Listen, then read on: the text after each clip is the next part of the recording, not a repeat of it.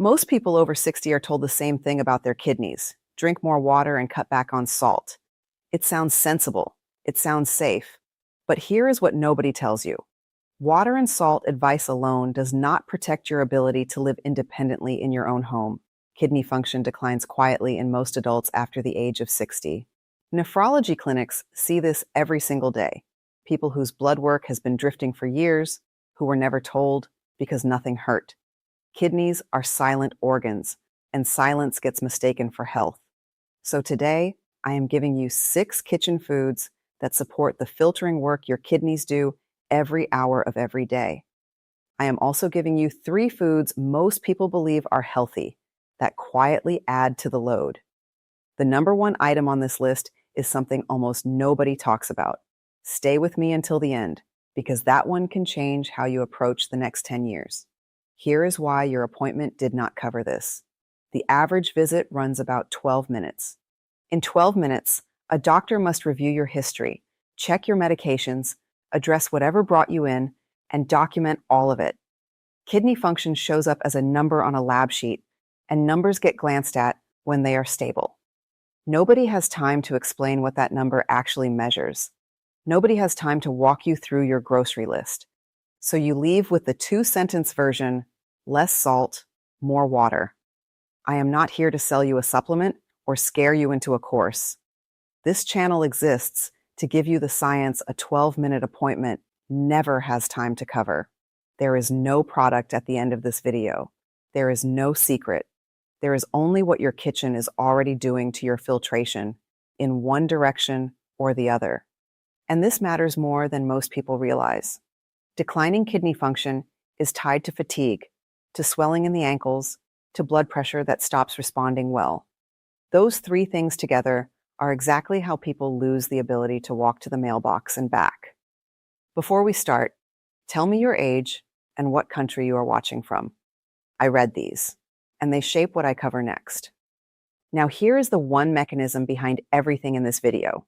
Your kidneys filter your entire blood volume roughly 30 times a day. Inside them sit about 1 million tiny filtering units.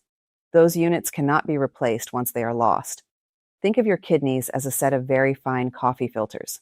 Clean water passes through easily, but send thick, gritty, heavily loaded liquid through the same filter over and over, and the pores clog and scar. The filter still works. It just works with fewer usable pores than it had last year.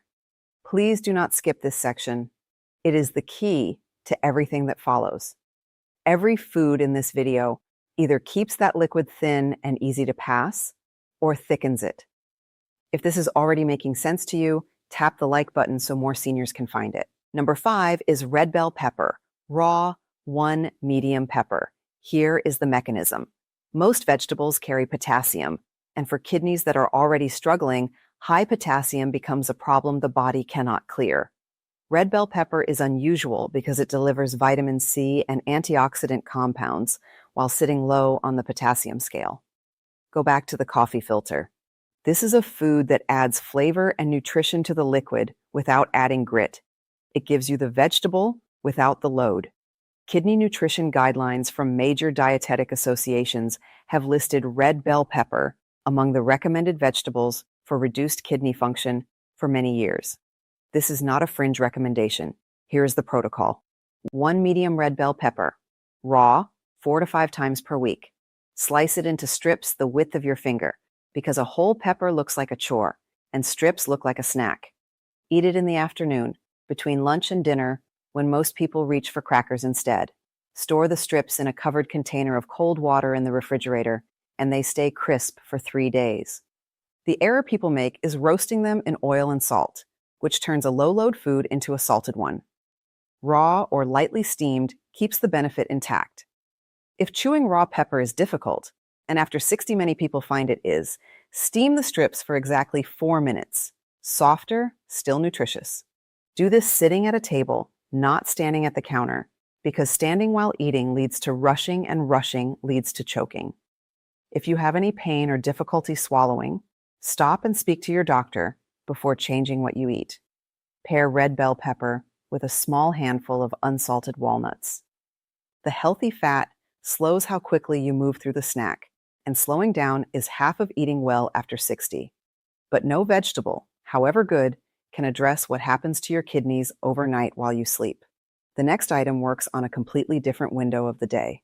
Number 4 is cabbage, half a cup, shredded. Cabbage is one of the lowest potassium vegetables you can put on a plate, and it carries compounds called glucosinolates. In plain terms, those compounds support your liver's cleanup work.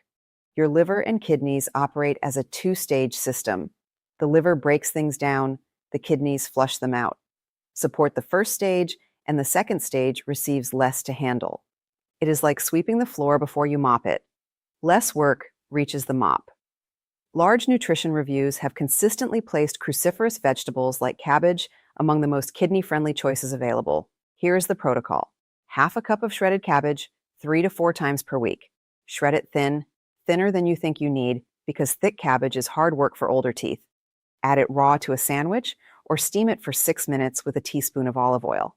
1 teaspoon, not 1 tablespoon. Serve it at your largest meal of the day, usually the midday meal for most people in this age group. Build up slowly, starting with a quarter cup for the first week because cabbage introduced too quickly causes gas and bloating. That discomfort is the reason most people abandon it. If raw cabbage upsets your stomach, steam it every single time. Sit down while shredding, using a bagged pre-shredded cabbage if a knife feels unsteady in your hands. An unsteady knife at the counter is a real injury risk. If you take a blood-thinning medication, talk to your doctor before increasing cabbage, because it affects vitamin K levels. Pair cabbage with a squeeze of fresh lemon. The acid softens the fibers slightly, which makes it easier to digest. Now, both of these foods work by staying out of your kidneys' way. The next item does something more active. It changes what your kidneys are asked to filter in the first place. Number 3 is blueberries, half a cup, fresh or frozen. Blueberries carry anthocyanins, the compounds that give them their deep color. Those compounds reduce oxidative stress in the small blood vessels. And your kidneys are almost entirely made of small blood vessels. Picture the plumbing in an old house. The main pipes are fine, but the narrow lines running to each faucet corrode first. Blueberries help protect the narrow lines. They also sit low in potassium and phosphorus, which most fruits do not. Research from major institutions has repeatedly linked berry consumption to better vascular health markers. That vascular protection is the kidney protection. Here's the protocol. Half a cup of blueberries, 5 days per week, eaten in the morning. Frozen works as well as fresh and costs less, so buy frozen and let them thaw overnight in the refrigerator. Add them to plain yogurt or plain oatmeal, not to a sweetened cereal. Half a cup means half a measuring cup, not a handful, because a handful for most people is nearly double. The error people make is buying dried blueberries, which concentrate the sugar 4 to 5 times and are a different food entirely. If your teeth are sensitive to cold, thaw them fully to room temperature. If you have diabetes and monitor your blood sugar, check your number 2 hours after eating them the first few times, so you know how your body responds. Sharp changes in your readings mean stop and speak to your doctor. Pair blueberries with a spoonful of plain, full-fat yogurt, because the fat and protein blunt the sugar rise. And here is one of those 3 foods most people believe is helping. Fruit juice, including 100% orange juice, delivers a concentrated potassium load with none of the fiber that slowed it down in the whole fruit. Whole fruit good, juice heavy. That is the difference. But nothing you eat in the morning changes what sits in your bloodstream all day long. The next item does. Number 2 is garlic, 1 to 2 fresh cloves. Garlic contains sulfur compounds that support healthy blood pressure and reduce inflammation in blood vessel walls. Blood pressure is the single largest driver of kidney decline over time. Imagine water pressure in a hose. Turn it too high, hold it there for years, and the fittings wear out. Your kidneys are the fittings. Garlic helps ease the pressure at the source. It also replaces salt, which matters more than almost anything else on this list. Multiple controlled trials have found modest but real blood pressure reductions from regular garlic intake. Here is the protocol. 1 to 2 fresh cloves per day, crushed. Crush them and let them sit for 10 minutes before cooking, because that resting period allows the active compound to form. Add them to whatever you are already cooking, at the end, not the beginning. High heat for long periods destroys the benefit. Use garlic to replace half the salt in any dish you make regularly, starting this week. The error people make is using garlic powder from a jar, which has often lost most of its potency and frequently contains added sodium. If crushing cloves is hard on arthritic hands, buy a simple press with a long handle, which requires far less grip force. Sit at the table to do it. If you take blood-thinning medication, talk to your doctor before using garlic daily, because it has a mild blood-thinning effect of its own. Pair garlic with olive oil, 1 teaspoon, because the compounds dissolve in fat and absorb better. Balance is not luck. Filtration is not genetics. Kidney health is built at the kitchen counter. Now, everything so far has been about what you add. The number one item is about something you have almost certainly been getting wrong for decades, and it involves both a food to eat and the single biggest overload food in your kitchen. Number one is protein, and specifically, moderate portions of high-quality protein spread evenly across your day, with egg whites as the cleanest example. Here is the mechanism, and this is the part almost nobody explains. Every gram of protein you eat leaves behind nitrogen waste after your body uses it. Your kidneys clear that waste. So protein is not the enemy. Protein is the requirement, because without it you lose muscle, and losing muscle after 70 is how people stop being able to get out of a chair. But the way you eat protein determines the load. Go back to the filter. Imagine pouring a full pot of coffee through a filter in one violent rush versus pouring it steadily over several minutes. Same amount of liquid. Completely different strain on the paper. That is what happens when you eat a small breakfast, a light lunch, and then a large evening meal carrying most of your day's protein. Your kidneys handle a flood instead of a stream. Most people over 60 eat exactly this way, and no one has ever told them it matters. Major nephrology and geriatric nutrition guidelines have moved steadily toward this position over the last decade. Distribution matters, not just total amount. Large clinical trials have consistently shown that older adults maintain muscle better when protein is spread across meals, and kidney specialists have long recognized that concentrated protein loads increase filtration pressure. Here is the protocol. Aim for 25 to 30 grams of protein at each of your 3 meals, rather than 5 grams at breakfast and 60 at dinner. 25 grams looks like 4 egg whites plus 1 whole egg, or a piece of chicken breast the size of your palm, or 3/4 of a cup of cottage cheese. Start with breakfast, because that is the meal where almost everyone falls short. Egg whites are the cleanest choice here. High-quality protein, very low phosphorus, no saturated fat load. Cook 2 to 3 egg whites with 1 whole egg, 4 mornings per week. Build the habit for 2 full weeks before changing lunch.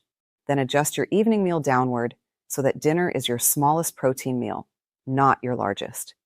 The error people make is going the opposite direction and loading everything at night, then wondering why they wake at 3 in the morning and why their ankles are swollen.